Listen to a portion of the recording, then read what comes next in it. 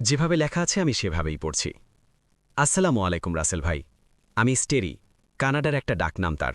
আমার আজকের ঘটনা সেটি সূত্রপাত 2020-এ কানাডার কোনো একটি জায়গায়। যাচ্ছি আমার ঘটনাতে। তখন 2020 আমি কানাডাতে মিড আইল্যান্ড এরিয়ার একটি ইভেন্ট ম্যানেজমেন্ট কোম্পানির সাথে যুক্ত। যেহেতু আমি একজন স্টুডেন্ট এবং নিজের খরচ নিজেই বহন করি, তাই দিনের বেলায় ক্লাস শেষ করে আমাকে সন্ধ্যের আগেই নিজের কর্মস্থলে পৌঁছাতে হতো। আমার ক্লাস শুরু হতো 12টা থেকে 4টা পর্যন্ত এবং আমার কাজ শুরু হতো 6টা থেকে রাত 4টা পর্যন্ত। যেহেতু আমি একজন মেয়ে, তাই আমার সেফটির কথা চিন্তা করে রাতে কোম্পানি একটি গাড়ি এবং একজন ড্রাইভার আমাকে প্রোভাইড করত। যেহেতু আমিও ড্রাইভিং জানতাম, তাই মাঝে মাঝে ড্রাইভারকে পেছনে রেস্ট নিতে দিয়ে আমি নিজেই ড্রাইভ করতাম। বলে রাখা ভালো, আমি যে এরিয়ায় থাকি সেটি একটি মিড আইল্যান্ড এরিয়া, যার একপাশে সমুদ্র এবং অন্য পাশে জঙ্গল, তার কিছু দূরে বসতবাড়ি ঘর। যেহেতু এটি একটি আইল্যান্ড এরিয়া, তাই এদিকে আইল্যান্ড হাইওয়ে বলা হয়। সেখানে থেকে যাতায়াতের সময় কোনো প্রকার ট্রাফিক পুলিশ বা কোনো ধরনের নাইট স্টল বা শপিং মল নেই। তবে এই এরিয়াতে ঢোকার মাথায় একটি পেট্রোল পাম্প রয়েছে। এক পাশে সমুদ্র, অপর পাশে বড় বড় গাছগাছালির সাথে আমি এবং আমার ড্রাইভার। সেদিন আমাকে ইভেন্ট প্ল্যানিং করতে পাঠানো হয়। সেদিন জানতে পারি পুরনো ড্রাইভারটা আজকের পর থেকে আর এই রাউটে ড্রাইভিং করবেন না। তাই আমার জন্য নতুন একজন ড্রাইভার পাঠানো হয়েছে। আজকে রাতে আমাকে আমার গন্তব্যস্থলে সে নিয়ে যাবে। সেই জায়গাটি ছিল সমুদ্র তীরবর্তী একটি রিসোর্ট অ্যান্ড পার। সেখানে পৌঁছাতে সময় লাগলো মাত্র 40 মিনিট। যেহেতু ওই রাস্তায় হেভি ট্রাফিক থাকে না, তাই সেখানে গাড়িগুলো সাধারণের তুলনায় একটু বেশি স্পিডে চলে। তাই মাত্র 40 মিনিটে সেখানে পৌঁছানো সম্ভব হয়েছে। ক্লাস শেষ করে নিজের ফ্ল্যাটে এসে নিজেকে প্রস্তুত করে রওনা হলাম ইভেন্টের কাজগুলো কর্মরত কর্মচারীদেরকে বুঝিয়ে দিতে এবং সাথে তাদেরকে কিছুটা সাহায্য করতে। সবকিছু রেডি করতে করতে সন্ধে হয়ে গেল। বাঁকুড়া করে বেরিয়ে পড়লাম নতুন ড্রাইভার নিয়ে। যাবার সময় সবকিছু স্বাভাবিক ছিল। পথে যেতে যেতে ট্রাফিক রোড লাইটের আলোতে রাস্তার অপর পাশে বুঝলাম কিছু জায়গা পরপর সেখানে খ্রিস্টানদের কবরস্থান তৈরি করা হয়েছে। যেহেতু করোনা মহামারীর সময় ছড়িয়ে পড়েছে, তাই যারা হসপিটালে ভর্তি রয়েছে, মৃত্যুশয্যায় অপেক্ষা করছে, তাদের জন্যই হয়তো এই অগ্রিম আয়োজন। এই রাস্তায় কোনো হেভি ট্রাফিক চলাচল করে না। যেসব গাড়ি চলাচল করে সেগুলো বিভিন্ন রিসোর্ট কর্তৃক তাদের কাস্টমারদের রিসিভ করা বা রিজার্ভ করে গন্তব্যে পৌঁছে দেওয়ার কাজে ব্যবহার করা হয়। আমাদের গাড়ি যথারীতি সাধারণের তুলনায় বেশি স্পিডে চলছিল।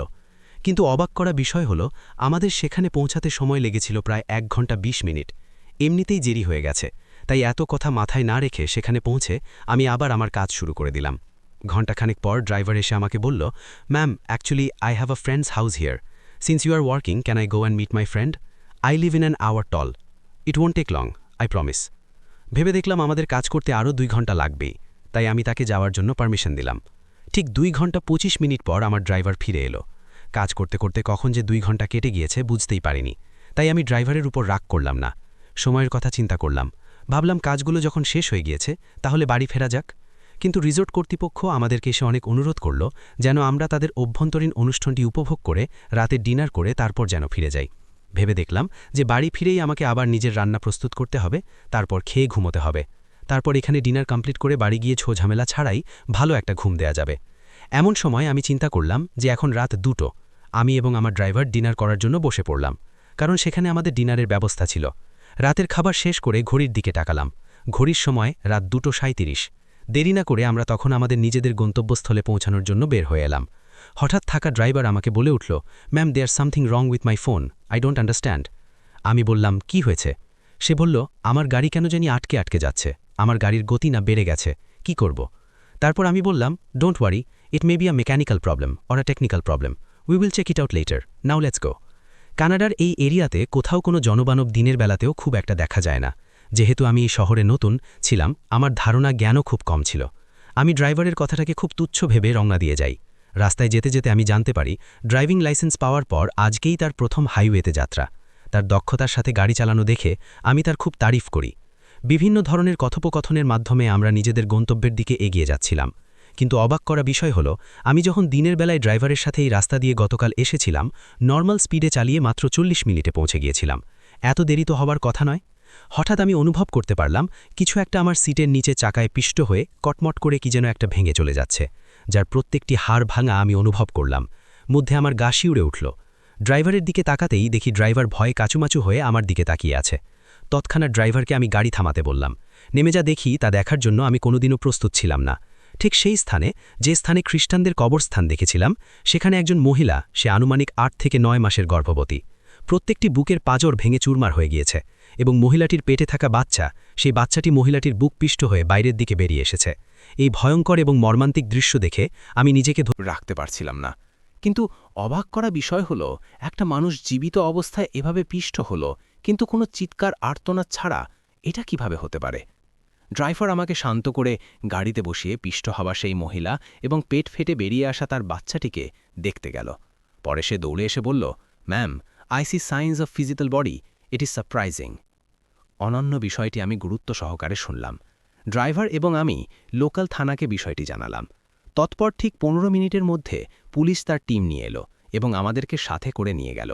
সৌভাগ্যবশত যেখানে অ্যাক্সিডেন্ট হয় সেই স্থানে যে ট্রাফিক লাইট সেটি নষ্ট ছিল, যা আমরা খেয়াল করিনি, যেহেতু ট্রাফিক লাইট অফ ছিল। পুলিশ আমাদের নাম, অ্যাড্রেস এবং বাকি সব ডিটেলস রেখে আমাদেরকে যাওয়ার পারমিশন দিল। পরবর্তীতে আমাদের ডাকা হবে বলে জানায়। পরের দিন আমরা জানতে পারি, পুলিশ তার ডায়েরিতে লিখেছে মহিলাটির স্বামী কিছুদিন আগে করোনা রোগে মারা যায়। তাদের বাড়িতে শুধুমাত্র মহিলা এবং মহিলার স্বামী থাকতেন। মহিলাটি প্রেগনেন্ট হওয়ার পর তার স্বামী তাকে রান্নাবান্না সহ ঘরের যাবতীয় কাজে মহিলাটিকে সাহায্য করতেন। যেদিন মহিলার অ্যাক্সিডেন্ট হয় তার কিছুদিন আগেই মহিলার হাজব্যান্ড করোনায় মারা যায়। তারপর তিনি এই প্রেগন্যান্সি অবস্থায় নিজের কাজ নিজেই করতেন। সেদিন যাতে হঠাৎ সেই মহিলার লেবর পেন শুরু হয়। পাশে কেউ না থাকায় নিজের সন্তানকে বাঁচাতে মহিলাটি লেবর পেন নিয়ে রাস্তা দিয়ে বেরিয়ে গিয়েছিল। সে অবস্থায় সে হঠাৎ অতিরিক্ত রক্তক্ষরণের কারণে হাইওয়েতে পড়ে যায়। সে অবস্থায় হাইওয়েতে কিছু লোক তাকে বেধড়ক মারধর করে। তারপর সরিয়ে থাকা অলংকারগুলো ছিনিয়ে নিয়ে যায়। পরবর্তীতে সুষ্ঠু তদন্তের মাধ্যমে তাদেরকে গ্রেফতার করা হয়। কি লিসেনার্স, ঘটনা এখানেই শেষ মনে হচ্ছে? পুলিশ আমাকে জিজ্ঞাসা করেছিল আমাদের সাথে থাকা ড্রাইভার কাজের মাঝখানে কোথাও গিয়েছিল কিনা। আমার মনে ছিল না যে সে 1 ঘন্টার জন্য তার বন্ধুদের সাথে দেখা করতে গিয়েছিল, কিন্তু সে 2 ঘন্টা 16 মিনিট পরে ফিরে এসেছিল। পুলিশ স্টেশন থেকে বাড়িতে ফিরে ফ্রেশ করে বিছানায় শুব, ঘুমের দেশে হারিয়ে গেলাম। শোয়ার সাথে সাথেই সেই মহিলা যেন আমাকে চিৎকার করে বলছিল, আই ওয়ান্ট জাস্টিস। ভয়ে আমি চিৎকার করে ঘুম থেকে জেগে উঠলাম। আমার রুমমেটরা সব আমার কাছে এগিয়ে এলো। আমি কাল রাতের এই দুর্ঘটনাকে খুব কাছ থেকে দেখে এটাই ভেবেছিলাম যে হয়তো দুঃস্বপ্ন দেখছি, কিন্তু সেদিনের পর থেকে আমি অনুভব করতে পারি যে প্রতিনিয়ত কেউ আমার কানের সামনে খুব করুণ সুরে কান্না জড়িত কণ্ঠে বলছে, please, I want justice, justice for my child. 3 মাস আমি কোথাও একা যেতে সাহস পেতাম না। শুনতাম শুধু কানের সামনে একটাই শব্দ, I want justice for my child. নিজের মানসিক রোগ ভেবে আমি একজন সাইকিয়াট্রিস্ট দেখাই। সে আমাকে কড়া ডোজের ঘুমের ওষুধ দিলে কিছুদিন ভালো থাকি। তারপর আবার শুধু হয় সে চিৎকার, please, I want justice, I want justice for my child, please help me. 3 মাস পর আমাকে অবাক করে দিয়ে কিছুদিন পর আমার ড্রাইভারকে গ্রেফতার করা হলো। আমাকেও ডাকা হলো। আমাকে আরও জিজ্ঞাসা করা হলো সেদিন রাতে সার্বক্ষণিক সেই ড্রাইভার আমার সাথে ছিল কিনা। আমি উত্তর দিলাম 1 ঘন্টার জন্য সে বন্ধুদের সাথে দেখা করতে গিয়েছিল, কিন্তু 2 ঘন্টা পরে সে ফেরত এসেছে। পুলিশ আমাদের ড্রাইভারের ডিএনএ টেস্ট, ব্লাড টেস্ট এবং নানান ধরনের পুলিশি ফরম্যালিটিস শেষ করে জানায় নতুন ড্রাইভারে তার বন্ধুরা মিলে সুযোগ পেলেই সেই সুযোগ নিয়ে ছিনতাই করত এবং এটা তাদের শিকার ছিল। তারা মহিলাটিকে প্রচুর মারধর এবং ছুরি দিয়ে আঘাত করে। এক পর্যায়ে পেটে লাথি মারতে থাকে। তখন মহিলা জ্ঞান হারায়। ওই অবস্থায় তারা সবকিছু ছিনিয়ে নিয়ে যায়। পরবর্তী তাকে হাইওয়েতে ফেলে রেখে চলে যায়, কোনো গাড়ি চলাচলের সময় যেন পিষ্ট হয়। আমরা যখন ফিরছিলাম তখন দূর থেকে সে দেখল যে মহিলাটি তখন অক্ষত ছিল এবং নিজেকে বাঁচানোর চেষ্টা করছিল। তখনই কৌশলে ড্রাইভার তাকে গাড়ির চাকায় পিষ্ট করে। যেন আমার মনে হয় দুর্ঘটনাবশত আমাদের গাড়ির চাকায় পিষ্ট হয়ে তার মৃত্যু হয়েছে। এরপর সে আমাকে জানিয়েছিল যে মহিলাটি শারীরিকভাবে নির্যাতিত। সেই পৈশাচিক নির্যাতন ড্রাইভার এবং তার বন্ধুরা মিলে চালিয়েছিল। এরপর সেই মহিলার লাশ দাফনের জন্য তার পরিবারের লোকজনের প্রয়োজন হয়। পরিবারের লোকজন এদেশে না থাকায় তাদেরকে যোগাযোগ করা সম্ভব হয় না। পরবর্তীতে আমি এবং আমার ইভেন্ট কর্তৃপক্ষ দায়িত্ব নিয়ে মহিলার সমস্ত কার্যক্রম সম্পন্ন করতে সাহায্য করি। এরপর থেকে আমার সাথে আর কোনো কিছু ঘটেনি, আর আমি ওই কান্না জড়িত কণ্ঠ আর শুনতে পাইনি। আমরা চলে যাব পরবর্তী ঘটনায়। যেভাবে লেখা আছে সেভাবেই পড়ছি। শুভেচ্ছা নিবেন রাসেল ভাই। আমার নাম তন্ময়, ছদ্মনাম। এটা ব্যবহার করবেন প্লিজ। ভূত.কমের নিয়মিত একজন শ্রোতা। খুলনা বিভাগের বাগেরহাট জেলার কোনো এক জায়গায় আমার বাড়ি। আমি বর্তমানে ঢাকায় থাকি। ঘটনাটি আমার সাথে 2019 সালে গ্রামের বাড়িতে কোনো এক রাতে ঘটে যায়। সে সময় আমার সারাটা দিন পরিবার, বন্ধু, ছোট ছোট কিছু কাজ এইসব করেই কেটে যেত, আর রাতে ঘুমানোর আগে ফেসবুক অন করে ঘুমিয়ে পড়তাম। তো সেদিন রাতে একটু লেট করেই বাসায় ফিরি, আনুমানিক 11টা থেকে 11:30। আম্মু টেবিলে খাবার দিয়ে ঘুমোতে চলে যায়। আমি চেঞ্জ করে ফ্রেশ হয়ে খেতে বসি। খাওয়া শেষ করে আজ কেমন যেন নিজের রুমে যেতে ইচ্ছে করছিল না, তবুও যাই। গিয়ে লাইট অন করি, ফ্যান চালাই। তারপর বিছানা ঠিক করে শুয়ে পড়ি। মোবাইলে দেখি তখন রাত 12টার বেশি বাজে।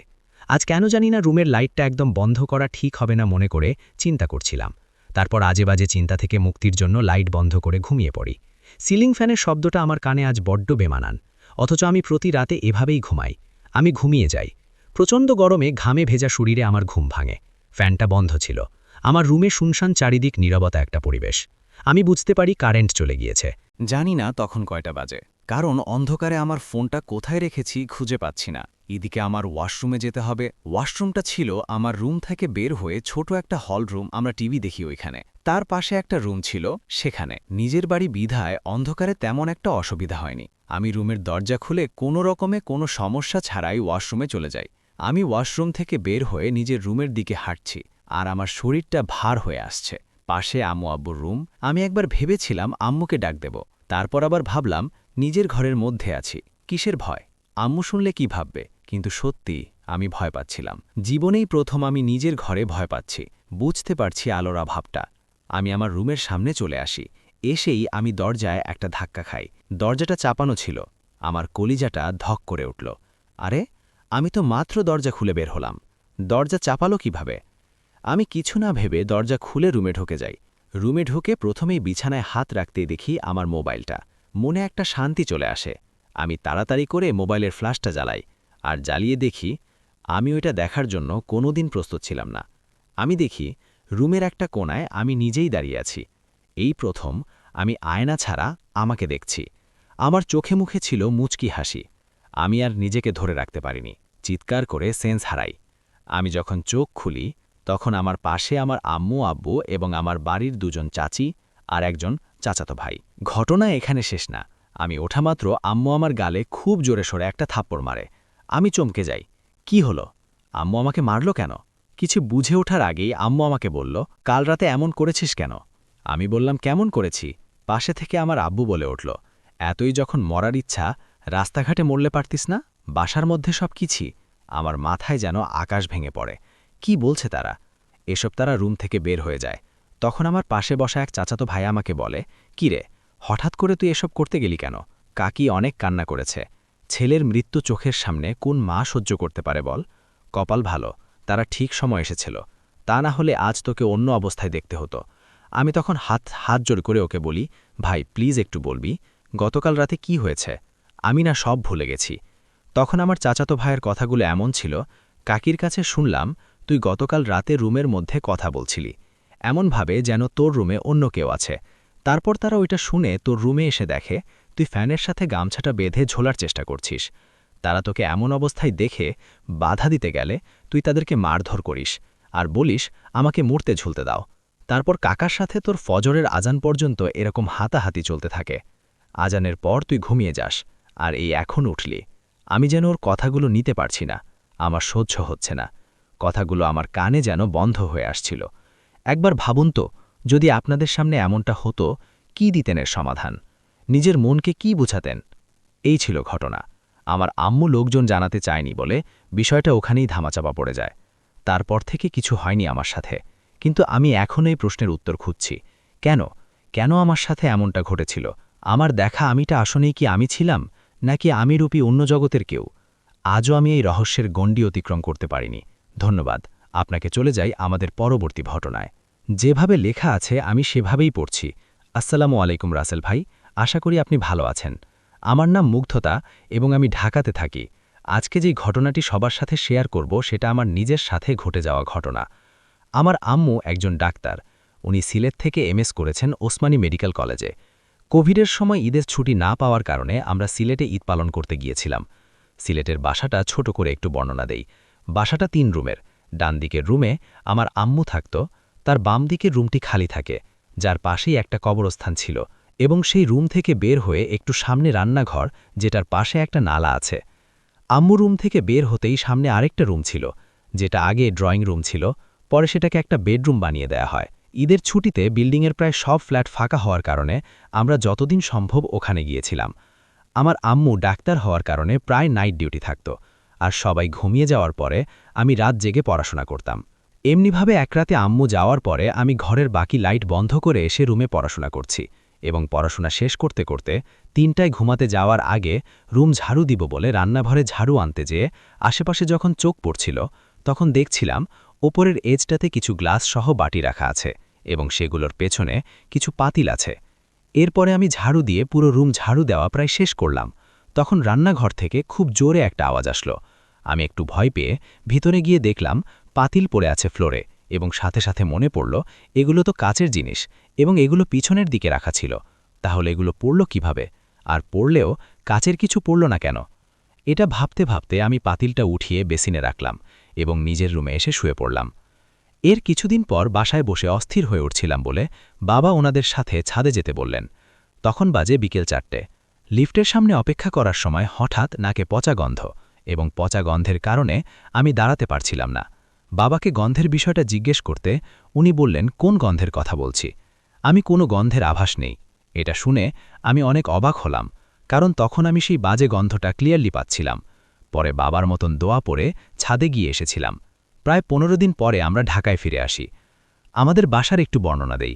আমাদের বাসায় ঢুকতেই ড্রয়িং রুম, খাওয়ার রুম এবং তার একটু সামনে সারি সারি 3টা রুম রয়েছে, যেখানে একদম বাম দিকের রুমটা স্টোর রুম, ওখানে আম্মু হসপিটালে জিনিসপত্র রাখে। মাঝের রুমটা আমার বাবার, আমার এবং ডান দিকের শেষের রুমটা আমার। সিলেট থেকে আসার পর কিছুদিন মোটামুটি ভালোই কাটছিল, কিন্তু এক রাতে আমি খাওয়ার টেবিলে বসে কানে ইয়ারফোন লাগিয়ে অঙ্ক করছিলাম। তখন হঠাৎ আমার মনে হলো কালো কি যেন খুব দ্রুত স্টোর রুম থেকে আমার রুমের দিকে গেল। কিছুক্ষণ চুপচাপ বসে বিষয়টা মনের ভুল ভেবে উড়িয়ে দিলাম, কিন্তু তার পরের দিনও একই জিনিস আবার হওয়াতে ভয়ে রুমে গিয়ে কোনোমতে শুয়ে পড়লাম।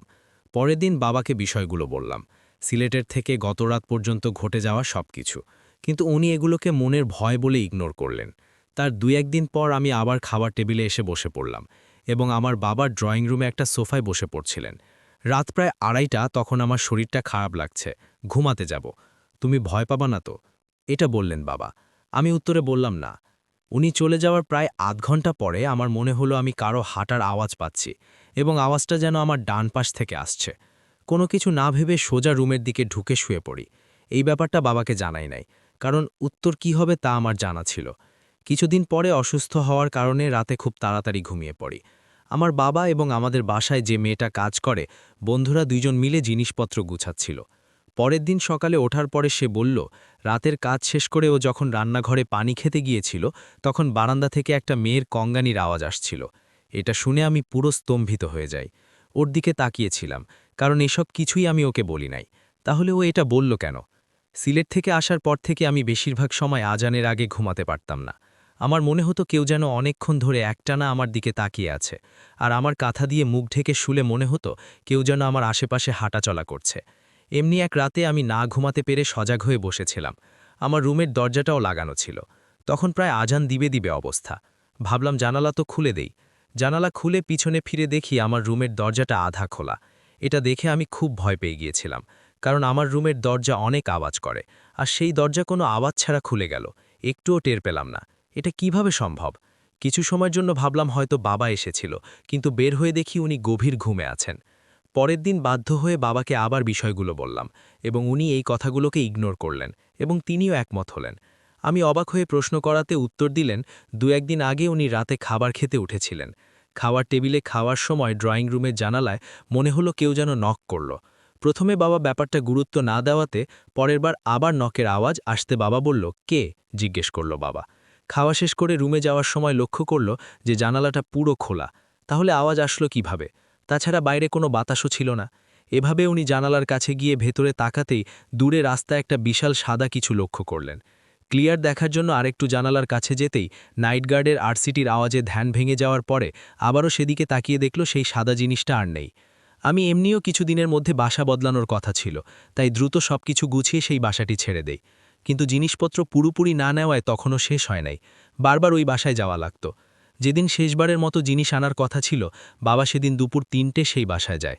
গিয়ে উনি ফ্রিজ পরিষ্কার করছিলেন। পুরো বাসায় প্রায় ফ্রিজের ভেতরে রক্তের গন্ধে পড়ে গিয়েছে। গন্ধের কারণে উনি জানালা খুলে দিয়ে সোফায় বসেছিলেন।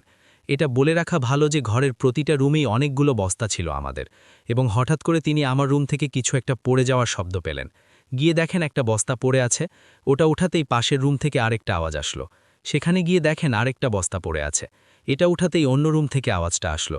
এমন প্রায় অনেকবার হওয়ার পরে উনি আর ঘরে একা থাকলেন না। এই ছিল আমার কাহিনী।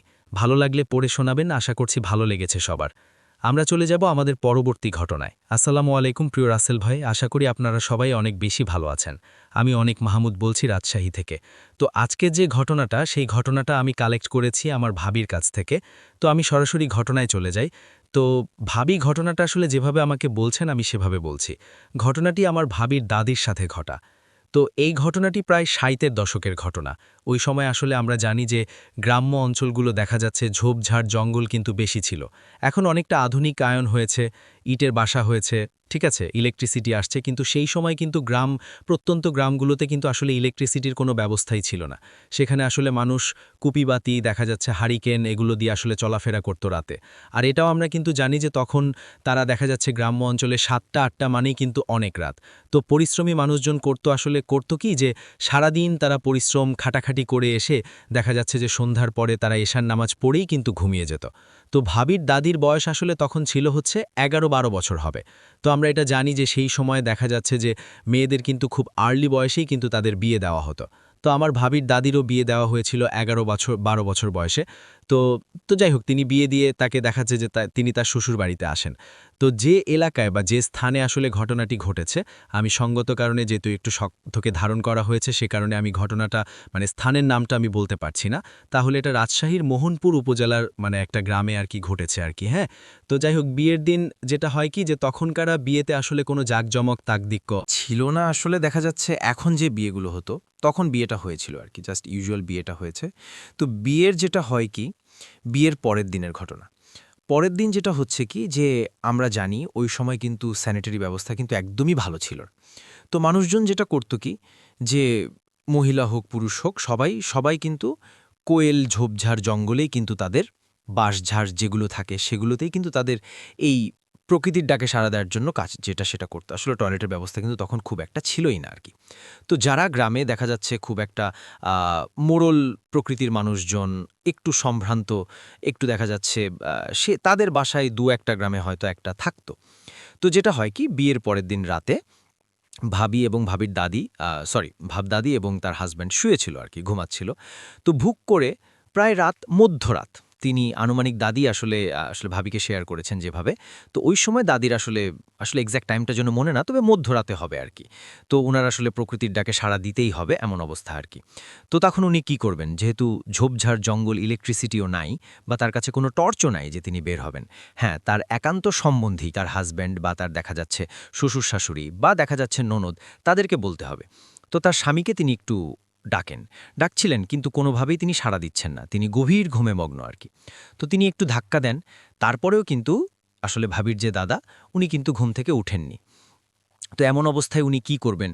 তো আসলে সবাই দেখছে যিনি ঘুমায় আছেন, সারারাত দিন পরিশ্রম করেন, সবাই করে আসলে ঘুমিয়ে যান।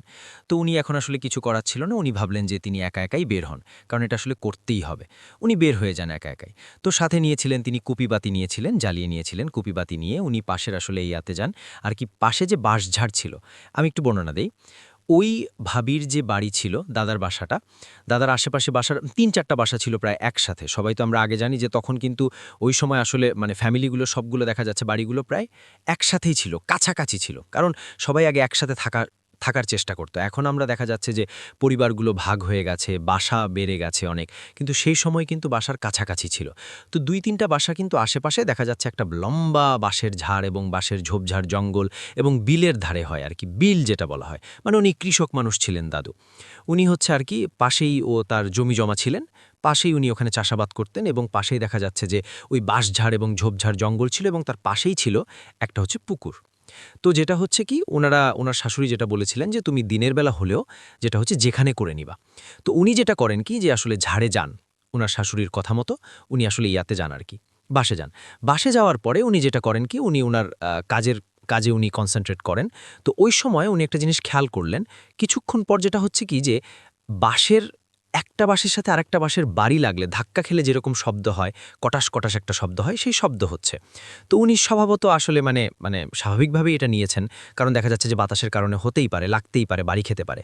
কিন্তু আরেকটা জিনিসও তিনি চিন্তা করছিলেন যে এটা তো গরমের সময়, এখন তো দেখা যাচ্ছে বিন্দু পরিমাণ বাতাসও নাই। তো আপনারা সবাই জানেন যে রাজশাহীতে আসলে অত্যাধিক বেশি গরম পড়ে। তো এবং রাতের বেলা হয় কি একটু বিন্দুমাত্র কিন্তু দেখা যাচ্ছে বাতাস থাকে না, এরকমও হয় আর কি। তো এখন এমন অবস্থা দেখা যাচ্ছে যে তখন বাঁশঝাড় কিন্তু মানে বাড়ি লাগছে, বাঁশে একসাথে বাড়ি খাচ্ছে, তো কিন্তু শব্দ হচ্ছে। উনি এটাকে তেমন একটা আমলে নিলেন না, কারণ উনি ওনার কাজে কনসেন্ট্রেট করছেন।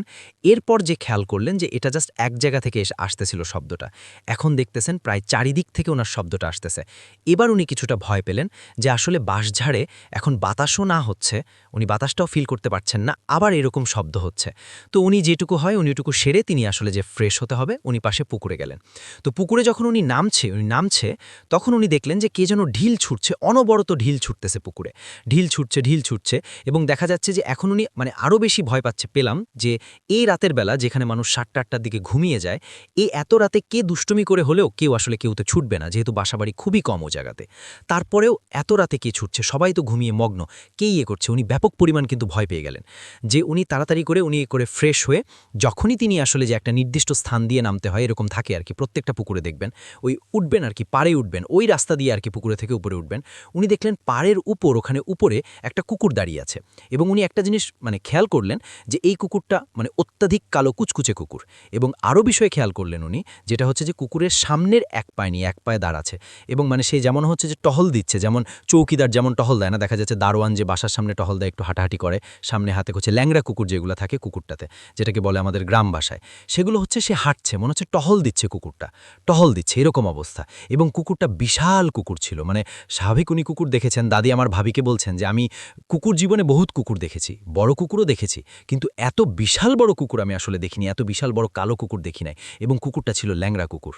হ্যাঁ, তাহলে উনি একটু এবার আসলে ওনার মানে ভয়ের মাথা চললেন, ওর মনে হচ্ছে যে উনি সেন্সলেস হবেন, মানে উনি কি করবেন উনি বুঝতে পারছিলেন না, এতটা উনি ভয় পেয়েছেন আসলে। হ্যাঁ, একই তো বাঁশের এরকম মানে সব শব্দ কিন্তু তখনই উনি কিন্তু খেয়াল করছেন যে সব কিন্তু হচ্ছে, যেমন বাঁশের শব্দ হচ্ছে এবং দেখা যাচ্ছে যে পুকুরে কিন্তু অনবরত ঢিল হচ্ছে, কোনোটা কিন্তু বন্ধ হয়নি। ওনার ভয় কিন্তু উনি এতটা পরিমাণ ভয় আছে তখন, কারণ সব কিছু কিন্তু চলতেই আছে অনবরত, কোনোটা কিন্তু বন্ধ হয়নি, ঠিক আছে। এবং কুকুরটাও কিন্তু অনবরত, সে কিন্তু ল্যাংড়া হলে কি হবে, সে কিন্তু মানে ওখানে থেমে নেই, ও কিন্তু টহল দিতে আছে, মানে ওনার পথ অবরোধ করে বসে আছে এরকম একটা অবস্থা দাঁড়ায় আছে। তো উনি আসলে তখন দোয়া দুরুদ পড়া শুরু করেছেন, উনি আয়াতুল কুরসি পড়েন, ঠিক আছে, দোয়া দুরুদ পড়ে উনি মনে করেন যে উনি উঠবে আর কি, এমন অবস্থা। হ্যাঁ, উঠতেছেন, তো তখন দেখলেন যে একটু ভয় করে উনি উঠলেন, আসলে তার তো কোনো অপশন নাই, আর দেখা যাচ্ছে রাত, তবে হ্যাঁ চাঁদের আলো ছিল। হ্যাঁ, চাঁদের আলো ছিল। এখানে আরেকটা বিষয় আমি আপনাকে বলে দিতে চাই যে ভাই তখন আসলে ওনার হাতে কুপিবাতি আসলে মানে জ্বলা ছিল, ওনার কুপিবাতি যে কখন উনি নিভে গেছে উনি কিন্তু সেটাও কিন্তু আন্দাজ করতে পারেনি, এমন একটা অবস্থা হয়ে গেছে, মানে এতটাও তার ভয় আছে, মনে হচ্ছে উনি সেন্সলেস হয়ে যাবেন, আবার মনে হচ্ছে যে উনি সেন্সলেস হবে না, কিন্তু যথেষ্ট কখনো তারা আল্লাহকে ডাকাটাকি শুরু করেন, ঠিক আছে, এবং উনি চিল্লাচিল্লি করবেন এমনও কিন্তু মনে হচ্ছে যে তার মানে ভয়েস এরকম বের হবে না আর কি। এরপর উনি আসলে দোয়া যথেষ্ট পরিমাণ যে তিনি যেটুকু পড়েন, এরপরে তিনি উঠে দেশে দেখালেন যে কুকুরটা আসলে চলে গেল। হ্যাঁ, কুকুরটা আস্তে আস্তে কিন্তু লেংড়াতে সে বাজারের ভিতরেও ঢুকে গেল। উনি বাজারটা মানে ওনার মানে কিছুটা মানে আশ্বস্ত হয়ে আর কি নিজের মধ্যে একটু শান্তি ফিল করলেন, মনে হলো যে কিছুটা যাক উনি অন্তত হয়তো বেঁচে গেছেন। হ্যাঁ, এইটুকু আশ্বস্তি ফিল করা, উনি কিন্তু অনবরত তখনও কিন্তু সেই পুকুরে ঢিল মানে জোরে বড় ঢিল পেলে যেরকম শব্দ আসে শব্দ হচ্ছে এবং বাঁশে খটস শব্দ হচ্ছে। উনি যতটুকু পারেন নিজের শক্তি দিয়ে দৌড়ে তিনি বাঁশঝাটা ক্রস করে উনি বাড়িতে ঢুকে যান। হ্যাঁ, বাড়িতে ঢুকে যান, বাতিটা তিনি ওখানেই ফেলে আসছেন এবং তারপরে দেখা যাচ্ছে যে উনি যে আসলে কাউকে কিছু না বলেই তিনি আসলে শুয়ে পড়েন ঘুমিয়ে যান। আসলে সেন্সলেস হন কিনা সেটা তিনি আসলে এক্স্যাক্টলি তার মনে নাই, কিন্তু তিনি আসলে মানে মনে আছে যে তিনি ঘরের ভেতরে গেলেন, যে হয়তো বিছানাতে যেয়ে তিনি শুয়ে পড়েছেন, এরকম একটা হবে। তো পরের দিন যেটা হয় কি, যে সকালে ওনারা দেখা যাচ্ছে যে মানে ফজরের নামাজ পড়তে উঠে ওনার হাজব্যান্ড খেয়াল করলেন যে দেখা যাচ্ছে যে ওনার ওয়াইফ তিনি আসলে নিচে পড়ে আছেন, নিচে শুয়ে আছেন। তো যাই হোক উনি তাকে উঠিয়ে করেন, তাকে জাগান আর কি। তো তখন দেখেন যে তার মাথায় হাত দিয়ে দেখেন যে আসলে তার প্রচণ্ড জ্বর। এরপরে উনি আসলে ওনার বাবা মা সবাইকে ডাক দেন, দাদু ওনার বাবা মাকে ডাক দেন, ডাক দিয়ে তারপর একটা গ্রাম্য উঝা নিয়ে এসে, তখন আসলে ডাক্তার মানে অ্যাভেলেবল ছিল না, উনি একটা গ্রাম্য উঝা নিয়ে এসে তো ট্রিটমেন্ট করান একটু। তো ওই যে গাছগাছালি অসুখ যেগুলো পাওয়া যায় সেগুলো আসলে দেন দিয়ে উনি বেশ মোটামুটি 5-7 দিন মানে উনি কথা বলতে পারেন নাই, একদম টোটাল টোটালি তিনি কথা বলতে পারেন না এবং একদম চুপ, মানে চুপ ছিলেন। জাস্ট উনি মানে খাইতে পারতেন, দেখা যাচ্ছে সবকিছু বুঝতে পারতেন কিন্তু কথা বলতে পারতেন, এমন একটা নির্বাক হয়ে গেছিলেন। মোটামুটি ৫-৭ দিন পরে উনি আসলে দেখা যায় কথা বলতে পারেন। এরপরে আর কি সব ঘটনা ওনার হাসব্যান্ড পুরো ফ্যামিলিকে বলেন। এরপরে তিনি যেটা আর কি মানে শুনেন, সেটা শুনে তিনি কিন্তু মানে তথ্যটা আর কি বাদশা সম্পর্কে তথ্যটা শুনেন, সেটা কিন্তু শুনে তিনি আরও বেশি অবাক হয়ে যান। সেটা হচ্ছে যে আসলে ওনার শাশুড়ি যেটি উনি বলেন যে মা, তোমাকে নিয়ে আসলে বলতে ভুলে গেছিলাম, আসলে রাতেই আমরা আসলে কেউ আসি, যতই আমাদের হোক সমস্যা হোক, আমরা আমাদের কাজকাম যেগুলো করা লাগে সেটা আর কি আমাদের সেগুলো আমরা সন্ধ্যার আগেই করে আসি। আর গেলেও অন্তত যদি কোনো আমার আর্জেন্ট হয় তাহলে অবশ্যই আমরা কি করি, কাউকে না কাউকে সাথে নিয়ে যাই, ঠিক আছে? একা একা কখনো আসলে যায় না। আসলে ওই বাচ্চাটা খুব আসলে খারাপ, হ্যাঁ, মানে দেখা যাচ্ছে যে গেলেই মানে ওখানে কিছু দুষ্টু মানে জিন টিন থাকে আর কি, জিন টিন থাকে যারা দেখা যাচ্ছে যে মানে একা পেলে আর কি মানে ভয় দেখায়, কারো কোনো ক্ষতি করে না কিন্তু আর কি ভয় দেখায়, ঠিক আছে? মোটা মোটা যেহেতু বাঁশ ছিল, মানে লম্বা একটা বাঁশঝাড় ছিল, বহুত আগের যে বাঁশঝাড়গুলো ছিল, সে কারণে এখানে আসলে কিছু দুষ্টু জিন থাকে আর কি বলে, মানে এরকমভাবে তারা আসলে তার ইয়াকে বলেন আর কি, বৌমাকে বলেন, মানে আমার দাদিকে বলে। তো বলে যে তুমি যদি এরপরে অবশ্যই যাও, অবশ্যই তুমি তোমার হাজব্যান্ডকে বা আমাকে সাথে নিয়ে যাও, ঠিক আছে? একা একা কখনো যাবে না। আরেকটা কথা তিনি বলেছিলেন যে ওখানে আসলে মানে একটা কুকুর থাকে আর কি, মানে যে কুকুরের সামনের এক পা নেই, মানে ল্যাংড়া কুকুর আর কি। ল্যাংড়া মানে বিশাল আকারে কুকুর। এই কুকুর দেখে অনেকেই ভয় পেয়েছে, কিন্তু এই কুকুরটার একটা বিশেষত্ব কি, এই কুকুর কাউকে ক্ষতি করেনি কখনো। জাস্ট কেমন যে মানে সামনে এসে যেন মানে পাহারায় দেয়, আর একটা অমায়িক দৃষ্টি নিয়ে কেন যেন তাকিয়ে থাকেন মানুষের দিকে, যে মানুষ যদি একা কোনো মানুষকে পায় সেক্ষেত্রে তার দিকে অমায়িক দৃষ্টিতে একটা কেমন একটা মানে একটা হাহাকার ভঙ্গিতে নাকি তাকিয়ে থাকেন। তো ভাবি এটা মানে ভাবির যে দাদি উনি আসলে মানে রিলেট করতে পারেন যে আসলে তাই তো, উনি যখন মানে পাহারা দিচ্ছিলেন মানে মনে হচ্ছিল এই কুকুরটা তখন মনে হচ্ছে যে কেন একটা অমায়িক দৃষ্টিতে, একটা করুণ দৃষ্টিতে যেন মানে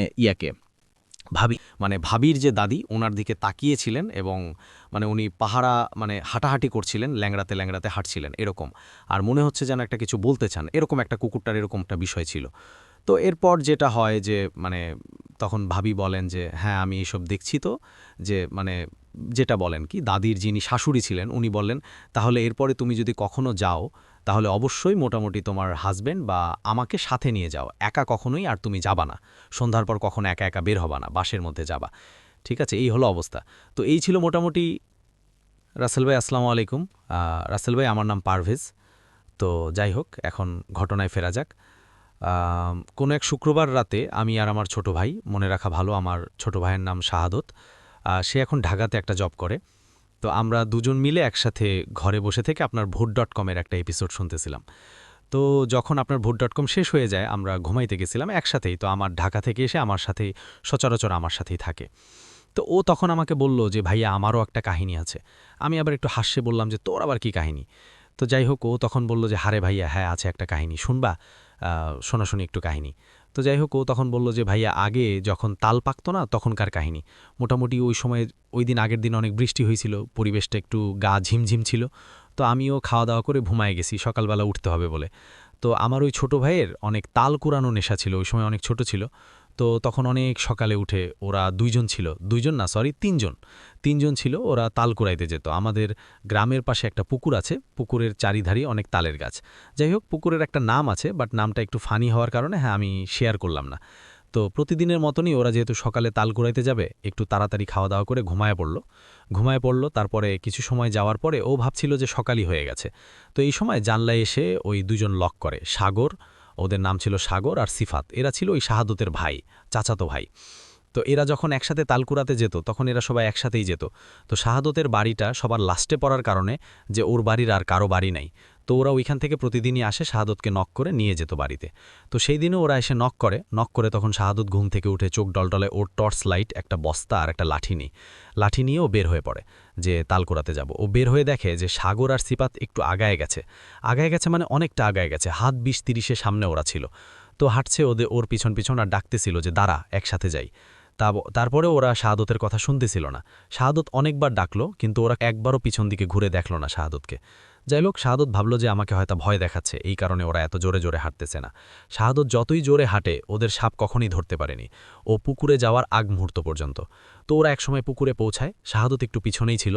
তারপরেও দেখে যে, বলে রাখা ভালো রাসেল ভাই, যে পুকুরের সাইডে আরেকটু পুকুরের একটু সাইডে ওইখানে কিছু তালের গাছ ছিল। তো শাহাদত দেখে যে ওরা দুজন এই পুকুরের এইখানকার তাল না করিয়ে ওরা চলে গেছে যে ওই একটু সাইডে যেখানে তালের গাছগুলো আছে ওইখানে গেছে। এ দেখে শাহাদত মোটামুটি খুশি হয় যে আজকে পুকুরের এই ধারের তাল সব আমি কুড়াবো, এই মনে করে ওরা ওখানে চলে গেছে। শাহাদত ও টর্চ নিয়ে তাল খুঁজতে থাকে। এরকম সময় একটু ঝাপসা ঝাপসা বৃষ্টি হচ্ছিল, মানে বৃষ্টি হয় না এরকম পড়তেছিল 2-1 ফুট করে গায়ে। তো শাহাদত লাইট নিয়ে তাল খুঁজতেছে। মোটামুটি ওই দিন ওর বস্তাটা নিয়ে যায়, বস্তা ভর্তি তাল পায়।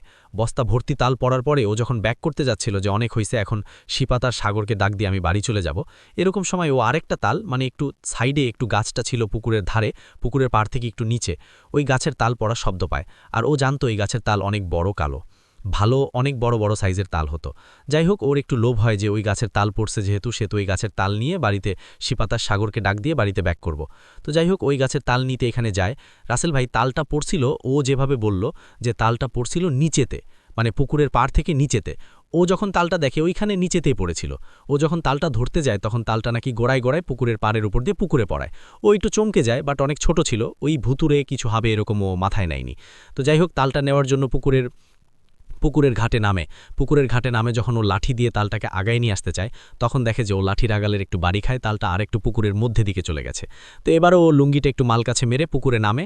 ও যতই যায় ততই তাল টানে আরও দূরের দিকে চলে যায়। এরকম সময় ও মোটামুটি চলে গেছে কোমরের একটু নিচে পানি, এরকম অবস্থায় যে লুঙ্গি টুঙ্গি সব ভরে গেছে, এরকম জায়গায় চলে গেছে। কিন্তু ও তালটা ধরতে পারতেছিল না। তালটা যতই ধরতে যায় ততই তালটা পুকুরের মাঝখানের দিকে চলে যায়। তো ও একসময় ভাবে যে না, আমার যাওয়া অতটুক যাওয়া ঠিক হবে না, অন্য কিছুও তো হতে পারে। এভাবে ও যখন পিছনের দিকে ব্যাক করতে চায় তখন ওর পায়ে ফিল করে যে কেউ একটা ধরে রাখছে ওর পা পিছ দিক থেকে। হঠাৎ ওর পা চিপে ধরছে। তো ও অনেক চেষ্টা করে যে পা ছাড়ায় নেওয়ার, বাট পারতেছিল না। ও একসময় মোটামুটি 3-4 মিনিটের মতো ওই হাতের থেকে পাটা ছাড়াতে চায়, কিন্তু পারতেছিল না। যাই হোক, একসময় জোরে একটা ঝিটকা মারে, ওই হাতের থেকে মুক্তি পায়। একবার পুকুরের ঘাটে দৌড়ে চলে আসে। পুকুরের ঘাটে একটু জায়গা ছিল বসার মতো, তো ঘাটে বসে পানি থেকে পাটা উপরে তুলে কিছুক্ষণ তালের দিকে এমনিতে চেয়ে থাকে। লাইট মারে নিতে চায় থাকে। তো মনের ভিতর ভয় থাকা সত্ত্বেও ও তখন তালটার দিকে একবারে মনোযোগ দিয়ে দেখতে থাকে। তো তখন দেখে যে তালটা এবার মিডিল থেকে ওর দিকে একটু একটু করে আগায় আসতেছে, মানে ওই পার থেকে মনে হচ্ছে কেউ একটু ঢেউ দিচ্ছে। তালটা এবার ওর দিকে আগাচ্ছে। এরকম সময় ও আরও ভয় পেয়ে যায় যে আমি যখন নিচে ধরতে গেলাম তখন পারলাম না, আর এখন তালটা একলা একলাই আমার দিকে আসতেছে।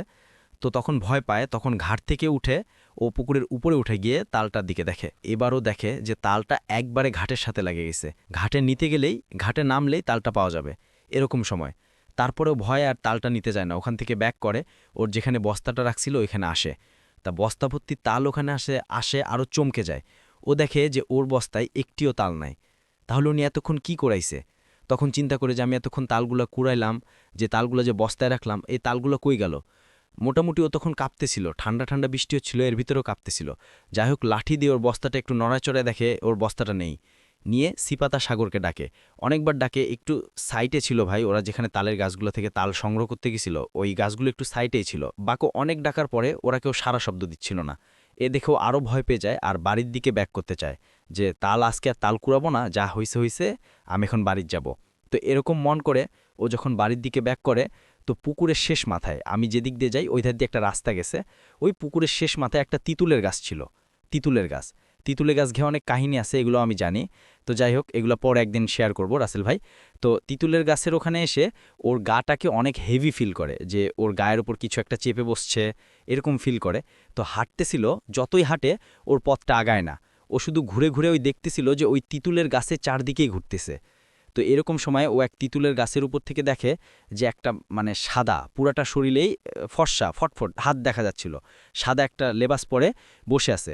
লেবাস বলতে হুজুরেরা যেরকম একবার সাদা জুব্বা পরে, মাথায় পাগড়ি, কিন্তু সবই পড়েছিল, কিন্তু মাথার পাগড়িটা দিয়ে একবারে মুখ ঢাকায় রাখছিল। তো এটা দেখে ও তো চমকে যায়। যাওয়ার পরে ওই লোকটা ওকে বলে যে আজকে মতো ছেড়ে দিলাম, যা, ভবিষ্যতে কোনো দিন এরকমভাবে আসবি না, এখানে আমরা থাকি, আমাদের অনেক ডিস্টার্ব হয়, তো তোরা আসার কারণে আমাদের অনেক সমস্যা হয়, তো তোরা এখানে আর এভাবে আসবি না। আর যদি কোনো দিন এখানে এভাবে আসিস, আজকে ছেড়ে দিলাম, কিন্তু পরবর্তীতে আর কিন্তু ছাড়বো না, আজকের মতো বাড়িতে যা, ভুল করেও কোনো দিন আর এখানে ভোরে কোনো দিনও তাল কুড়াতে আসবি না। তো বলার পরে নাকি ওইখান থেকে ওইটা হারায় যায়, মানে ওইটাকে আর দেখতে পারে না। তো ওই সময় ওর গাটাও একটু ফ্রি ফিল করে যে একটু হালকা হইছে। তো এবার রাস্তা চিনতে পারে, এক দৌড়েও বাড়িতে চলে আসে। ক্যাজুয়ালি ওর বাড়িতে যখন ও তাল কুড়াতে যায়, তারপরে আসে দেখে যে সবাই, ওর আব্বু আম্মু সবাই জেগে গেছে এবং নিজের কাজে ব্যস্ত। আব্বু গাড়ি চালায়, গাড়ির পরিচর্যা করছে এবং কিছু একটা দেখে সেই দিন দেখল যে কেউ ঘুম থেকে উঠেনি। ও ভাবল যে কি ব্যাপার, সকাল তো কিছুক্ষণের ভিতরেই তো সকাল হয়ে যাবে, আব্বু উঠেনি কেন? দেখে ও ঘরে যায়। ঘরে গিয়ে দেখে যে ওর আব্বু আম্মু সবাই ঘুমায় আছে। তখন লাইটটা দিয়ে ঘড়ির দিকে তাকায়। ঘড়ির দিকে তাকায় ও আরও চমকে যায় যে তখন বাজে রাত ৩টা। ও রাত ৩টার দিকে ব্যাক করতেছে বাড়ি, ওইখান থেকে ওই পুকুরের তালের গাছগুলোর ওখান থেকে। ওই জায়গাটাতে এমনি হন্টেড, কিন্তু রাত ৩টার দিকে আর চিন্তাই করতে পারবেন না যে ওখানে আমি যাব। আমি কোনো সুস্থ মস্তিষ্ক লোকও চিন্তা করো না যে রাত ৩টার দিকে ওখানে আমি যাব। তো যাই হোক, ওই দিনটা দেখে ও সেদিন রাতে আর ঘুমাইতে পারে না। সকালে ওর চাচাতো ভাইয়ের বাসায় যায়। সাগর সিপাতকে দুইজনাকে এক জায়গাতে পায়। ওরা বলে যে তখন শাহাদাত জিজ্ঞাসা করে যে তোরা ডাকছিলি, ডাকে তো তাল কুড়াতে গেলাম একসাথে, তারপর তোরা কই গেছিলি? তখন সাগর আর সিপাত একটু কিরকম হাসি ঠাট্টা মুট করে বলে যে আরে আজকে তো আমরা তাল করে দিতে দেয়নি, আজকে তো আব্দু আম্মু আমাদের বাড়ি থেকে বের হতে দেয়নি, তুই আবার কালকে কার সাথে গেছিলি? এসে হাসাহাসি করতেছিল দেখে শাহাদাত আর তোদের বিষয়টা জানায়নি। যাই হোক, তারপরের দিন থেকে ওর গায়ে প্রচুর পরিমাণ জ্বর চলে আসে, একবারে প্রচুর পরিমাণে জ্বর। ওষুধ খায়ও কোনো লাভ হচ্ছিল না। তখন শাহাদাতের আম্মু বিষয়টাকে শাহাদাতের আম্মুর কাছে একটু অ্যাবনর্মাল লাগে দেখে শাহাদাত ওরম আমাদের গ্রামের হুজুর সাহেবকে ডাকে আনে। উনার বাসাতে হুজুর সাহেবকে ডাকে আনা হয়।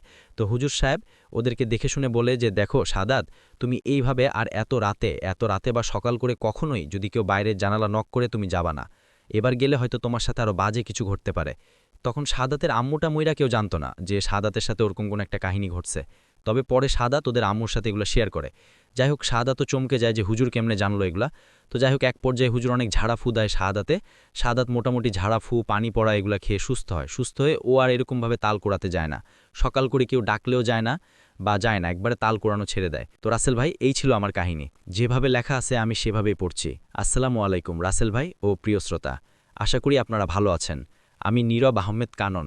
ঘটনাটি আমার এক ভাতিজার জীবনে ঘটে যাওয়া ঘটনার কথা। না বাড়িয়ে সরাসরি ঘটনায় চলে যাই। ঘটনা আমি তার মতো করেই বলছি, রাতুল বলছে। আমার ঘটনাটা একটু বড়, সেই জন্য শুধু মেইন ঘটনাগুলো বলছি, শোনেন। ঘটনা শুরু আমার বয়স যখন 10 বছর তখন থেকে আম্মু আর আব্বু লক্ষ্য করত আমি নাকি প্রায় রাতেই কান্না করতাম আর চিৎকার করতাম। আম্মু একদিন রাতে আমার চিৎকার শুনে আমাকে ডাকাডাকি করে ঘুম ভেঙে ঘরের দরজার কাছে এসে দরজা খুলে আব্বুদের সামনে নিশ্চুপ হয়ে বরফের মতো দাঁড়িয়ে থাকি। মনে হচ্ছিল আমি কিছুক্ষণের জন্য ফ্রিজ হয়ে গেছি।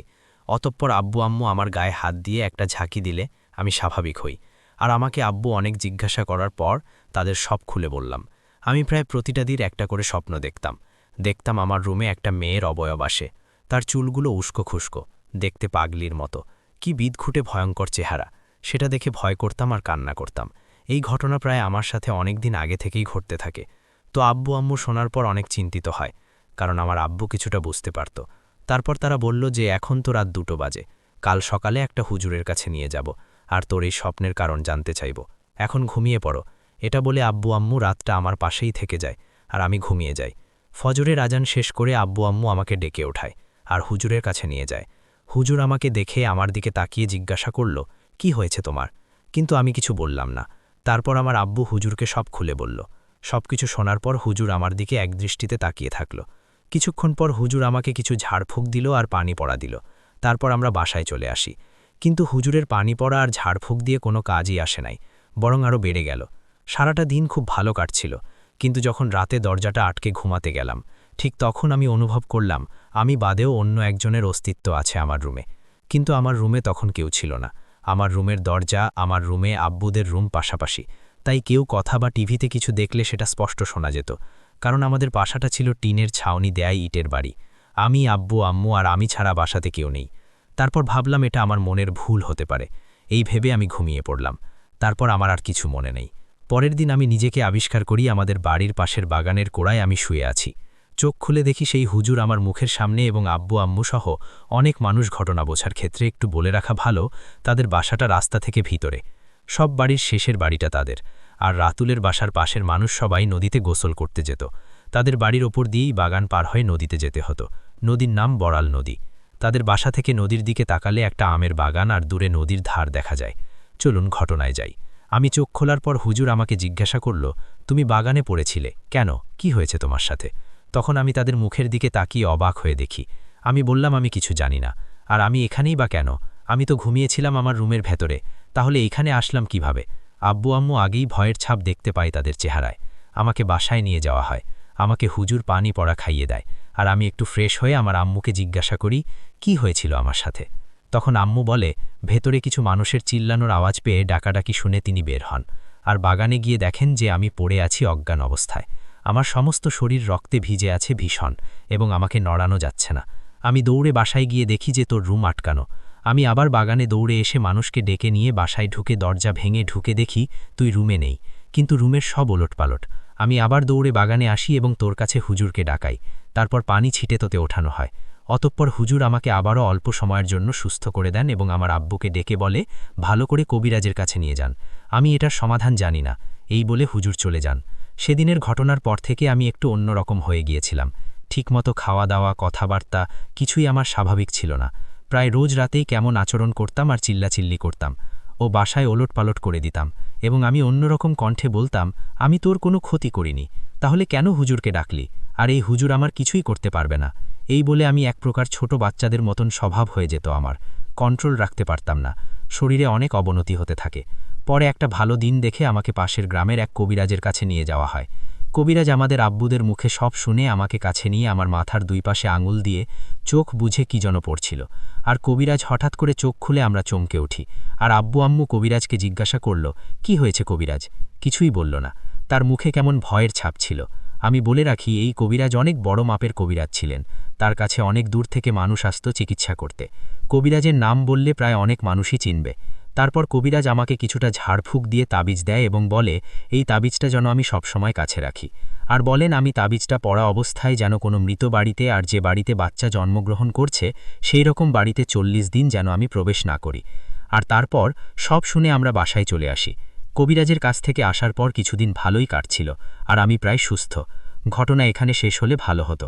তারপর এমন কয়েক মাস কাটার পর একদিন আমার চাচাতো ভাই গ্রামে ঘুরতে আসে। বলে রাখি আমার চাচাতো ভাই ও তার পরিবারের সবাই ঢাকায় একটা বাসায় ভাড়া থাকত। তাদের সাথে আমার দাদা দাদিও থাকত, যদিও গ্রামে তাদের পুরনো বাড়ি ছিল। একদিন আমার সেই ভাই গ্রামে ঘুরতে এসেছে এবং আমার ভাই সিদ্ধান্ত নিল যে রাতে তাদের বাড়িটা খালি পড়ে আছে, সেখানে কেউ ভয়ে যেতে চায় না। আবার অনেকেই বলে যে ওই বাড়িতে নাকি প্রায় রাতেই কিছু আওয়াজ শোনা যায়। এরকম অনেক কথা শোনার পর আমার ভাই ঠিক করল রাতে ঘুমানোর সময় আমাদেরকে সাথে নিয়ে যাবে। এটা শোনার পর আমি না বলে উঠি, কিন্তু আমার আব্বু আম্মুও বলল না বাবা, তোমরা দুজনেই এখানে থেকে যাও। অবশেষে অনেক জেদ করে আমার ভাই আব্বু আম্মুকে রাজি করিয়ে ফেলে আমাকে নিয়ে তাদের পুরনো বাড়িতে রাত কাটানোর জন্য। আমরা রাতের খাবার শেষ করে রাত 11টার দিকে ওই বাড়িতে যাওয়ার জন্য বের হই এবং সাথে নিলাম একটা মোমবাতি আর কয়েল। বাড়িতে গিয়ে রুমের ভেতর কোনো কিছুই ঠিক নেই দেখতে পাই, সবকিছু উলটপালট, অনেক ধুলা ময়লা জমে আছে। বললাম এখানে এত কষ্ট করে না থেকে চলো আমরা আমাদের বাসায় গিয়ে ঘুমাই, কিন্তু ভাইয়া শুনল না। আমাকে বলল তুই একটু থাম, আমি সব পরিষ্কার করছি। আমি বুঝতে পারলাম সেখান থেকে রাত না কাটিয়ে যাবে না, তাই আমিও কথা না বাড়িয়ে ভাইয়ার সাথে সব পরিষ্কার করে ঘুমাতে যাই। রাত 2টা বেজে গেল ঘুমাতে ঘুমাতে। ভাইয়া শহর থেকে এসেছে অনেকটা পথ জার্নি করে, তাই সে ক্লান্ত ছিল এবং আমার আগেই ঘুমিয়ে গেল। আমার কিছুতেই ঘুম আসছিল না, কেমন জানি একটা ভয় ভয় কাজ করছিল আমার ভেতরে, এবং আমি যেটা ভাবলাম সেটাই হলো। হঠাৎ করে আমার চোখ গেল দরজার দিকে। আমি তাকিয়ে দেখতে পেলাম একটা ছায়া মূর্তি, আর আমি ভালো করে লক্ষ্য করলাম সেটা কোনো গাছের ছায়া কিনা, কারণ উঠোনে একটি গাছ ছিল। যদিও মোমবাতিটাতে বোঝা যাচ্ছিল না ছায়াটা কিসের। ছায়াটা আস্তে আস্তে আমার দিকে এগিয়ে আসছে। আমি ভয় পেয়ে ভাইয়াকে ডাকতে লাগলাম, কিন্তু ভাইয়াকে এত ডাকাডাকির পরও এবং চুল ধরে টানার পরেও ভাইয়াকে জাগানো গেল না। ছায়ারা যতই আমার দিকে এগিয়ে আসতে লাগলো আমি ভয়ে চিৎকার করার চেষ্টা করছি, কিন্তু মুখ দিয়ে আর আওয়াজ বের হচ্ছে না। অতঃপর ছায়াটি আস্তে আস্তে দেয়ালে মিলিয়ে গেল। একটু পরে আমি লক্ষ্য করলাম ছায়াটা একবার দেয়ালে মিলিয়ে যাচ্ছে, আবার ভেসে উঠছে। একসময় অনেকক্ষণ চলতে চলতে আমি কিছু ফিস ফিস আওয়াজ পেলাম, এবং সেটা ছিল আমার কানের কাছে। কেউ একজন বলছে আমার অনেক ভালো লেগেছে, মানে তার অনেক ভালো লেগেছে আমাকে, এবং সে আমাকে বলছে তার সঙ্গে এইখানে থেকে যেতে। এটা শুনে আমি জ্ঞান হারিয়ে ফেলি। সকালে জ্ঞান ফেরার পর আমি নিজেকে আবিষ্কার করি আমার নিজের বাসায়। আমার আব্বু আম্মু, আমার পাশের বাসার অনেক মানুষ এবং সেই কবিরাজও আমাকে ঘিরে দাঁড়িয়ে আছে। আমি বললাম কি হয়েছে, এত মানুষ কেন বাসায়? আমি তো ঘুমিয়েছিলাম আমার ভাইয়ার সাথে, এখানে আসলাম কিভাবে, কে নিয়ে আসলো আমাকে? এরপর আমি দেখতে পাই আমি আমার আম্মুর মুখে সবকিছু শুনতে চাইলাম কি হয়েছে আমার সাথে। আম্মু বলল তুই রাত 4টার দিকে একা একাই বাড়িতে চলে এসেছিস এবং অনেক পাগলামি করতে থাকিস। তোর আচরণ দেখে আমি অনেক ভয় পাই, আর তোর আব্বু তোকে অনেক জোরের একটি থাপ্পড় দেন, আর সেই সময় ফজরের আজান দেয়, আর তুই জ্ঞান হারিয়ে ফেলিস, আর তোর আব্বু গিয়ে সেই কবিরাজকে ডেকে নিয়ে আসে। এসব কথা শুনে আমার রাতের সেই ঘটনাগুলো সব মনে পড়ে যায় এবং আমি সবকিছু কবিরাজকে খুলে বললাম। তখন কবিরাজ বলল তোমাকে যে তাবিজ তাবিজটা দিয়েছিলাম সেটা কোথায় দেখি? এটা বলার পর আম্মু আমার গলার তাবিজটা দেখতে না পেয়ে অনেক বকাঝকা করলেন আর বললেন যে তোর তাবিজ কোথায়? তাবিজটা কিভাবে হারিয়ে গেছে সেটা আমি নিজেও জানি না। আমি এই কথা তাদের বললে তারা বিশ্বাস করবে না, তারা ভাববে হয়তো আমি ইচ্ছা করে খুলে ফেলে দিয়েছি। অনেক কথা শোনানোর পর কবিরাজ নতুন করে তাবিজ দেওয়ার সম্মতি জানায় এবং আমার আব্বু আম্মুকে বলেন আপনারা খুব সতর্ক থাকবেন। এই কথা বলে কবিরাজ তাবিজটি বিকালে দিবে বলে আব্বুকে জানায় আর বিকালে কবিরাজ আমাকে তাবিজ পাঠিয়ে দেয়। কিন্তু এর আগের বারের মতো এবারও তাবিজটি কোনো এক অলৌকিকভাবে সেদিন সন্ধ্যার পরেই হারিয়ে যায় এবং সেদিন রাতে আমার কেমন একটা ভয় কাজ করে ভেতরে এবং সেদিন রাতেই ঘটল ঘটনা। আমি ঘুমোতে গেলাম আর গিয়েই ঘুমিয়ে পড়লাম। হঠাৎ আমার টিনের জালে আমি জোরে শব্দ পাই। আমি ঘুমের মধ্যে চমকে উঠি আর ঘড়িতে দেখি রাত 12টা। এটা দেখে ভাবলাম এত জোরে আওয়াজ হয়েছে যেটা আমার আব্বু আম্মুদের জাগা পাওয়ার কথা, কিন্তু তারা বিভোর ঘুমে। আমি ভাবলাম ঘুমের মধ্যেই ভুল স্বপ্ন ভেবে নিজেকে সান্ত্বনা দিয়ে আবার ঘুমোতে গেলাম। অতঃপর আমার দৃষ্টি আমার দরজার দিকে গেল। হঠাৎ দেখলাম 15-16 বছরের এক যুবতী মেয়ে, দেখতে সুন্দর, এমন সুন্দর আমি আগে কোনো দিন দেখিনি। আর সেই মেয়েটা আমার দরজা ভেদ করে আমার দিকে কেমন এগিয়ে আসছে। মাটিতে তার পা ঠেকানো ছিল না এবং আমি চিৎকার করে উঠতে যাই। সেই মেয়েটি আমাকে চিৎকার করতে নিষেধ করে এবং সে আমাকে জানায় যে সে আমার কোনো ক্ষতি করবে না এবং আমার পাশে একটা লাইট ছিল, সেটা আমি তার গায়ে ছুঁড়ে মারি। তারপর আর কিছু মনে নেই। জ্ঞান ফেরে 2 দিন পর বিকেল 3টার দিকে আমার শরীরে ভীষণ ব্যথা অনুভব করি। মনে হচ্ছিল বাঁশ দিয়ে কেউ আমাকে মেরেছে পুরো শরীরে। তারপর আমি 2 দিন কথা বলতে পারিনি। আমার শরীরে প্রচুর জ্বরের কারণে আমি উঠতেও পারিনি। আমি কিছুটা সুস্থ হই। আমার আম্মুর কাছে আবারও সেদিনের ঘটনা শুনতে চাইলাম। আম্মু তখন বললেন তুই মাঝরাতে চিৎকার করে উঠেছিস। আমরা রাতে তোর রুমের দরজা ভেঙে গিয়ে দেখি তুই মেঝেতে পড়ে আছিস। তোর হুঁশ ফেরানোর পর তুই একেবারেই অস্বাভাবিক আচরণ করছিলি আর তোর গলার আওয়াজ পুরোই চেঞ্জ হয়ে গেছে।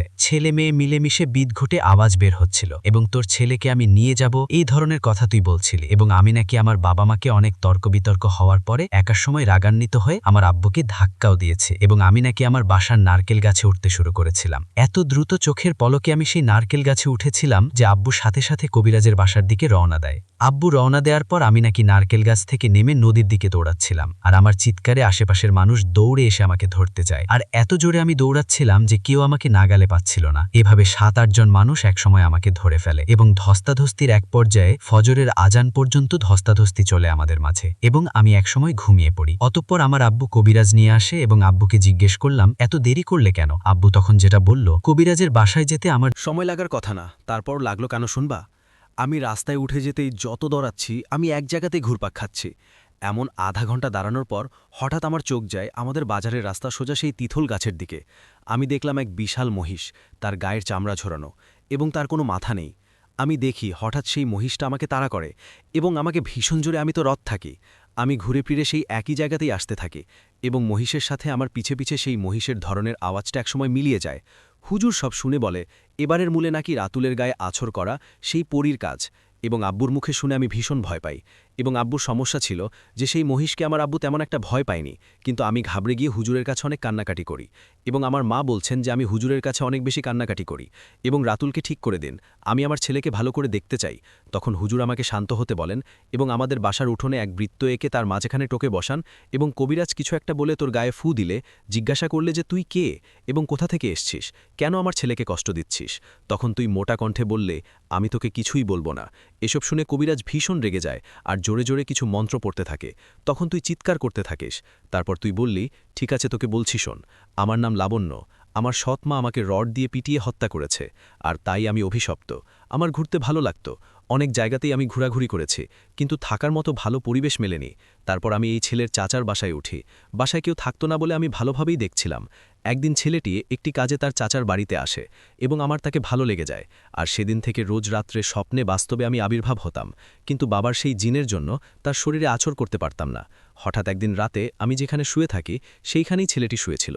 আমি তার কাছে আসার চেষ্টা করি, কিন্তু তার খারাপ আচরণ আমাকে ভীষণ রাগিয়ে দেয় আর তার থেকেই আমি সারা জীবন তাকে আমার কাছে রাখতে চাই।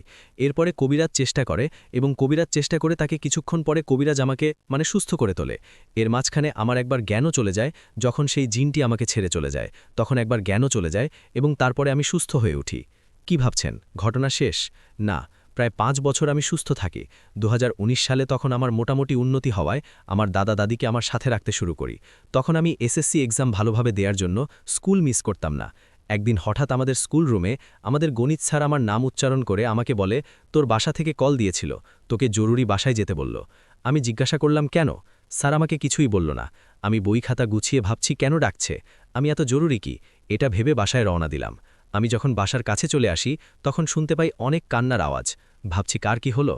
বাসায় দৌড়ে যাই, গিয়ে দেখি উঠোনে একটি লাশ শুয়ে রাখা, আর লাশটি আমার দাদার। এসব দেখে আমি অনেক কান্নাকাটি করি, কারণ আমি আমার দাদুকে অনেক ভালোবাসতাম। আমার আব্বু কান্না করতে করতে বেহুশ হয়ে যায় এবং সবাই কান্নায় মেতে আছে। যাদের খবর দেয়া হলো চাচাদের, তারাও চলে আসলো বাসায় এবং সবার মন খারাপ। অনেক মানুষ থাকায় আমি আমার চাচাতো ভাই দুজন নদীর ধারের দিকে বসে থাকার সিদ্ধান্ত নেই এবং যেমন বলা তেমন কাজে দুজনের ফোনের আলোয় নদীর ধারে গিয়ে বসলাম এবং রাত 11:30 হবে। বসে থাকতে থাকতে একসময় আমার চাচাতো ভাই বলল তার ভীষণ কেমন কেমন যেন শরীর খারাপ লাগছে। আমি বললাম তুমি যাও, আমি এখানে আছি। আমাকে জোর করল না আমার ভাই। কিছুক্ষণ পর হঠাৎ আমি দেখলাম একটা মেয়ে নদীর পানির কাছে উল্টো দিক হয়ে কি যেন করছে। আমি ঘড়ির দিকে তাকিয়ে দেখি রাত 12টা। ভাবছি এই সময় কে আসছে নদীতে গোসল করতে। গোসল দিলেও ভোররাত বেশি না হওয়াতে আমি ভাবছি যে একটু সাইডে গিয়ে দেখার চেষ্টা করি কে উনি। মহিলাটি উল্টো দিকে ঘুরে আছে এবং আমি সেই আলোতে দেখতে পাচ্ছি সোনার মতো অনেক থালাবাসন সে যেন ধুচ্ছে। আমি ভাবছি এত রাতে থালাবাসন ধুতে কে এসছে। আমি দেখলাম তার শরীরটা উল্টো দিকে, কিন্তু মাথা আমার দিকে ঘোরানো এবং চোখগুলো সাদা এবং খুব ভয়ঙ্কর দেখতে সে। এবং সে আমাকে বলে যে সে আমার জন্য 5 বছর অপেক্ষা করেছে, আমাকে কেন দূরে রেখেছে, এ সমস্ত কথা বলতে থাকে। এবং একটা পর্যায়ে রাতুল গল্প থামিয়ে দেয় আর বলে আমাকে এক গ্লাস পানি দেন আঙ্কেল। আমি তার মুখের দিকে তাকিয়ে দেখলাম তার মুখ ঘামে ভিজে গেছে, কিন্তু ফ্যান ঠিকই চলছিল। আমি নিজেও ঘটনা শুনে ভ্যাবাঝাকা খেয়ে গেলাম। আমি বললাম থামো, পানি এনে খাওয়ালে। সে আমাকে বলে আঙ্কেল, আপনি আমার ঘটনার শেষের কিছু অংশ নিজেই যান। দেখেছেন আর লোকমুখেও শুনেছেন, কিন্তু এই ঘটনা দেখে আমি নিজেই হতভম্ব। আর আপনি কিভাবে বিশ্বাস করবেন আঙ্কেল? আমি বললাম সমস্যা নেই, তুমি বলো, আমি মনে প্রাণে বিশ্বাস করি। রাতুল বলল ঠিক আছে শুনেন, বিশ্বাস করা বা না করা এটা আপনার ব্যাপার। এবং তারপর রাতুল বলতে শুরু করে। আমি তখন দেখলাম মেয়েটা আমার দিকে এগিয়ে এসে ফিসফিস করে আমার কানে কানে বলতে থাকে যে আমি তার সাথে যাব কিনা, এবং একটা পর্যায়ে মহিলা আমার গলায় চাপ ধরে আমাকে মেরে ফেলার চেষ্টা করে। এবং আমি এক সময় আমি বুঝতে পারি যে আমাকে উঠিয়ে নিয়ে যাওয়া হচ্ছে এবং আমি ভাসমান অবস্থায় রয়েছি, এবং মেয়েটা আমাকে কোনো এক জায়গায় নিয়ে যায়। মেয়েটা আমার কাছে এসে আমার বুকের ওপরে পা তুলে দিয়ে আমাকে বলে যে আমি তাকে এতদিন ধরে আলাদা রেখেছি। এ সমস্ত অনেক কথা বলে এবং এত চাপ আমি সহ্য করতে পারছিলাম না। অনেক জোরে চিৎকার করতে থাকে। আমার চিৎকার শুনে একটা সময় আমি কোথায় ছিলাম জানি না। ব্রিজে কাজ করা শ্রমিকগুলো ছুটে আসে আমার দিকে এবং কাজ শেষ না হওয়া পর্যন্ত সেখানে বাসা বানিয়ে থাকত তারা। আমার কাছে আসে আমার চিৎকার শুনে এবং আমাকে কোথাও খুঁজে পায় না। অবশেষে সেই পাথরের মতো পা আমার বুক থেকে সরিয়ে যাওয়ার সঙ্গে সঙ্গে আমি নিচের দিকে তাকিয়ে দেখি যে মানুষ, এবং আমি একটা চিৎকার দিয়ে সেন্সলেস হয়ে যাই। তারপরে জ্ঞান ফিরে আমি নিজেকে আমার বাসায় শুয়ে থাকতে দেখি। আমি খালি গায়ে, আমার গলায় হাতের ছাপ ও বুকে কালো রক্তের ছোপ ছিল, এবং আমি বাকিটা আমার ভাইয়ের মুখে শুনি। আমার ভাইয়া বলে আমি হালকা হয়ে নদীর ধারে বসে গিয়ে দেখি অনেক ডাকাডাকির পর কোনো খোঁজ না পেয়ে বাসার মানুষকে ডেকে নিয়ে আসছি, কিন্তু কোনোভাবেই খুঁজে পাচ্ছিলাম না। তোকে খুঁজতে খুঁজতে ব্রিজের দিকে থেকে অনেক চেঁচামেচি আসছিল। কয়েক শত মানুষ বাঁশ বয়ে ব্রিজের পিলার থেকে তোকে নামাচ্ছিল, আর তুই কিভাবে উপরে উঠছিল এটা নিয়ে সবাই গবেষণা করছিল। এসব দেখে তোর আব্বু আম্মু আর বোঝার বাকি হলো না কি হয়েছে। আমি সব শুনে রাতের ভয়ঙ্কর কথাগুলো শেয়ার করলাম। আব্বু আম্মু এবং সেই কবিরাজকে তাদেরকে ডেকে নিয়ে আসা হলো। কবিরাজ সব শুনে আমাকে ধীরে ধীরে সুস্থ করে তুলল। এবং রাতুলের এই সব ঘটনা হওয়ার 1 বছর পর আমি রাতুলকে নিয়ে আমার নানু বাড়িতে যাই। রাতুল যেতে রাজি না হয়, অনেক জোর করেই আমি তাকে রাজি করালাম। বললাম এগুলো কোনো সমস্যা না। এবং সেদিনও যেটা হয় সেটা হচ্ছে যে একটা মিলাদ মাহফিলের একসময় একটা আয়োজন ছিল। 1 সপ্তাহ আগে আমার মামাতো বোন অনেক অসুস্থ থাকার কারণে মারা গিয়েছিল। আজ তার অনুষ্ঠান। সেদিন দুপুরে অনুষ্ঠান শেষ করে বিকেলে কবর জিয়ারতে যাই, এবং সেদিন নানুর বাসাতে থাকার সিদ্ধান্ত নেই আমরা। এবং আমরা রাত 12টা থেকে ঘুমিয়ে থাকা অবস্থায় নানুদের ছাদে ধূপধাপ আওয়াজ পাই এবং দেখি রাফুল নেই। আমি উঠে স্মোক করার জন্য সিগারেট হাতে ছাদে যাচ্ছি আর ভাবছি রাতুলের ঘুম না আসায় হয়তো ছাদে গিয়ে ঘোরাঘুরি করছে। আমি ছাদের শেষ সিঁড়িতে উঠে যা দেখি সেটা দেখার জন্য আমি প্রস্তুত ছিলাম না। আমি দেখি রাতুল তারে নিজের গলায় নিজেরই চাপ দিয়ে ধরে আছে আর শূন্যে ভাসছে, আবার ধূপ করে ছাদে পড়ে যাচ্ছে। মনে হচ্ছিল কেউ রাতুলকে আছড় মারছে। এই দৃশ্যটা আমার চোখের সামনেই ঘটেছে। এবং পরদিন আমি তাকে নিয়ে বাসায় যাই আর তার আব্বু আম্মুকে সবকিছু খুলে বলি। তারা আমাকে ভীষণ বকাঝকা করে, এবং সেই দিন সন্ধ্যার সময় সেই কবিরাজকে ডাকা হয়। কবিরাজ আগের মতো একটা বৃত্ত এঁকে সেই পরীটিকে হাজির করে এবং রাতুলকে ধীরে ধীরে সুস্থ করে তোলে। এই ছিল ঘটনা, অনেক বড়, তাই অনেক কিছু বাদ দিয়ে আমিও বেশ কিছু বাদ দিয়ে বললাম।